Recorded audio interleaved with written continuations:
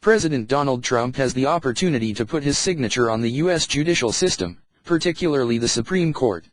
During his term, he is expected to nominate hundreds of federal judges, beginning with filling the high court seat left vacant almost a year ago on February 13 after the sudden death of Justice Antonin Scalia, a staunch conservative.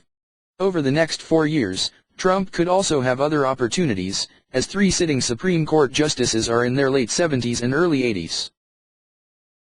Following Scalia's death, President Barack Obama nominated Merrick Garland, an appeals court judge, for the open seat, but Republicans refused to give him a hearing and instead called for the next president to fill the vacancy.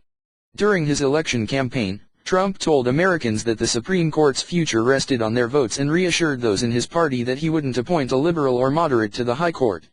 In an unusual move for a presidential candidate, he released the names of 21 potential Supreme Court picks ahead of the election. He has promised to draw only from that group to replace Scalia. After all, his supporters are counting on him to nominate someone who would restore the Scalia-era balance to the 9-justice court, which currently is evenly divided between 4 conservative and 4 liberal justices. Then, on January 24, Trump held a bipartisan meeting with top leaders in the Senate to discuss the open seat. Chuck Schumer, the Senate's leading Democrat, continues to say that his party will fight any nominee who is outside of the mainstream and doesn't appeal to both Democrats and Republicans.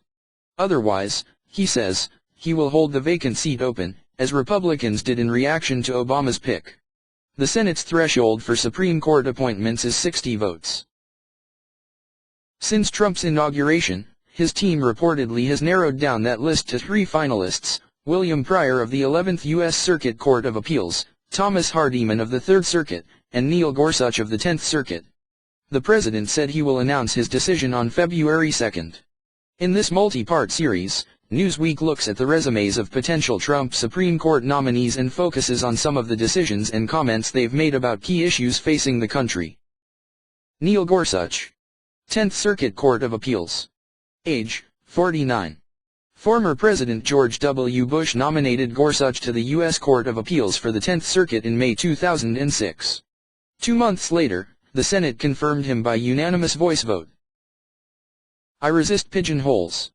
I think those are not terribly helpful. Pigeonholing someone as having this philosophy or that philosophy, Gorsuch said during his confirmation hearing, according to an online transcript of the event. People do unexpected things and pigeonholes ignore gray areas in the law, of which there are a great many. His conservative supporters view him as a Supreme Court choice who might be more easily confirmed in the Senate, especially among Democrats, than some of the other potential nominees on Trump's list because his last confirmation happened without controversy. The 10th Circuit is based in Gorsuch's hometown of Denver. It has territorial jurisdiction over areas in Colorado, Kansas, New Mexico, Oklahoma, Wyoming, and Utah, and the portions of the Yellowstone National Park extending into Montana and Idaho. Gorsuch is known for mentoring clerks who have become Supreme Court clerks. His articulate writing has been compared to decisions penned by Scalia, who is remembered for his vivid prose. Scalia authored notable dissents and several groundbreaking majority opinions during his decades serving on the country's highest court. Before his judgeship, the Ivy League-educated Gorsuch spent much of his professional life in Washington, D.C. He began his legal career as a law clerk to Supreme Court Justices Byron White and Anthony Kennedy, as well as to Judge David Sentel of the U.S. Court of Appeals for the D.C. Circuit, in the early 1990s. He also previously worked in private law practice for a decade and was the principal deputy to the U.S. Associate Attorney General during the George W. Bush administration. He is married, has 2 daughters and lives in Boulder, where he is also an adjunct law professor at the University of Colorado.